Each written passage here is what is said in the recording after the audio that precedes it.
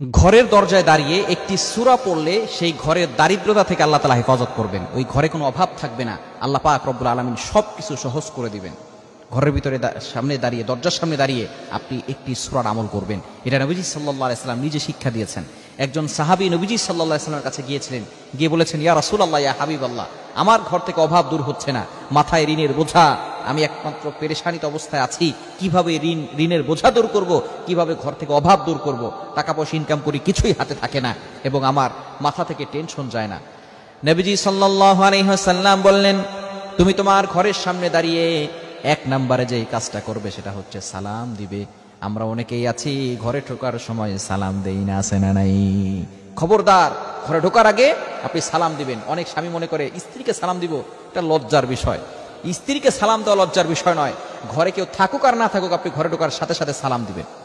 নবীজি সাল্লাল্লাহু আলাইহি সাল্লাম সালাম দিতে বলেছেন, এটা আল্লাহ তাআলা নিজে বলে দিয়েছেন। কোরআন খুলেন, পবিত্র কোরআনুল কারীমের ভিতরে আল্লাহ তাআলা নিজে বলে দিয়েছেন। 18 নম্বর পারার 17 নম্বর পৃষ্ঠার 13, 14, 15 নম্বর লাইন, সূরাতুন নূরের 61, 61 নম্বর আয়াতে রব্বুল আলামিন বলেন, ফাইদা দাখালতুম বুয়ুতান ফাসাল্লিমু আলা আনফুসিকুম তাহিয়াতাম মিন ইনদিল্লাহি মুবারাকাতান তাইয়্যিবা।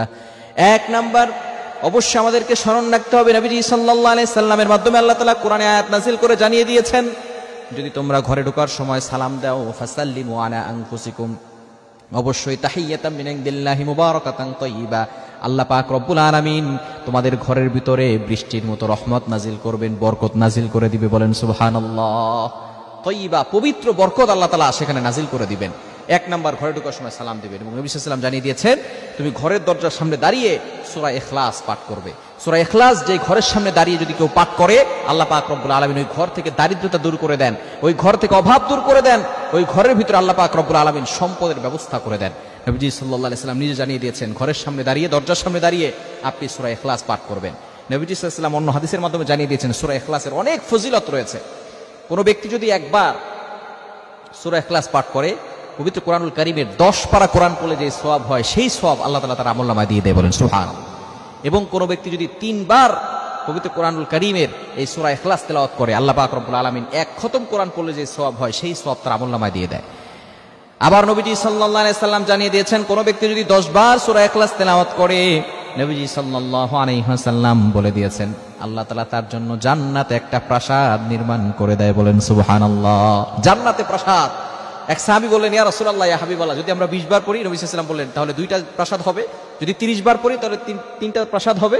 যদি 40 বার পড়ি, যদি আমরা 60 বার পড়ি, তাহলে আল্লাহ পাক রব্বুল আলামিন এভাবে আমাদেরকে বাড়িয়ে দিবেন।